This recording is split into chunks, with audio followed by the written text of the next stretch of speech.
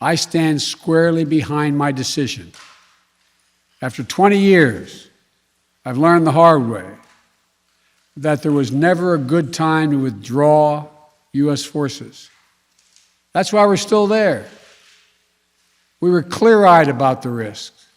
We planned for every contingency, but I always promised the American people that I would be straight with you. The truth is, this did unfold more quickly than we had anticipated. So what's happened?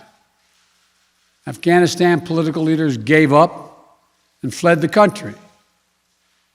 The Afghan military collapsed, sometime without trying to fight. If anything, the developments of the past week reinforced that ending U.S. military involvement in Afghanistan now was the right decision. American troops cannot and should not be fighting in a war and dying in a war that Afghan forces are not willing to fight for themselves. We spent over $1 trillion. We trained and equipped an Afghan military force with some 300,000 strong, incredibly well equipped, a force larger in size than the militaries of many of our NATO allies.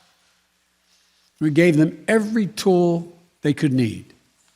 We paid their salaries, provided for the maintenance of their Air Force, something the Taliban doesn't have. Taliban does not have an Air Force.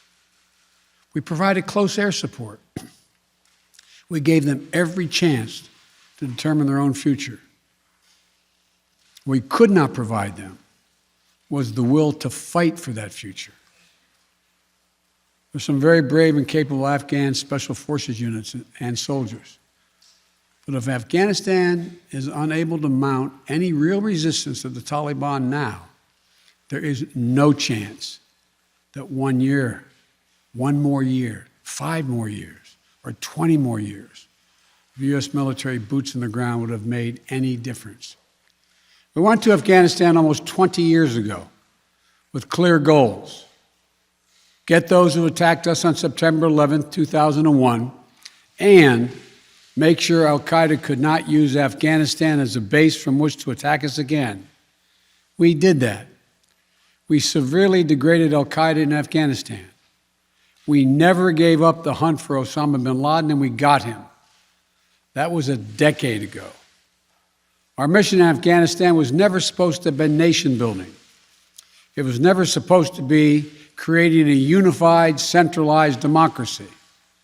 Our only vital national interest in Afghanistan remains today what it has always been: preventing a terrorist attack on America's homeland. I've argued for many years that our mission should be narrowly focused on counterterrorism, not counterinsurgency or nation building. That's why I opposed the surge when it was proposed in 2009 when I was vice president. And that's why, as president, I'm adamant that we focus on the threats we face today in 2021, not yesterday's threats. How many more generations of America's daughters and sons would you have me send to fight Afghanistan's civil war when Afghan troops will not? How many more lives, American lives, is it worth? How many endless rows of headstones at Arlington National Cemetery? I'm clear on my answer. I will not repeat the mistakes we've made in the past. Mistake of staying and fighting indefinitely in a conflict that is not in the national interest of the United States, of doubling down on a civil war in a foreign country, of attempting to remake a country through the endless military deployments of U.S. forces. Those are the mistakes we cannot continue to repeat because we have significant vital interest in the world that we cannot afford to ignore.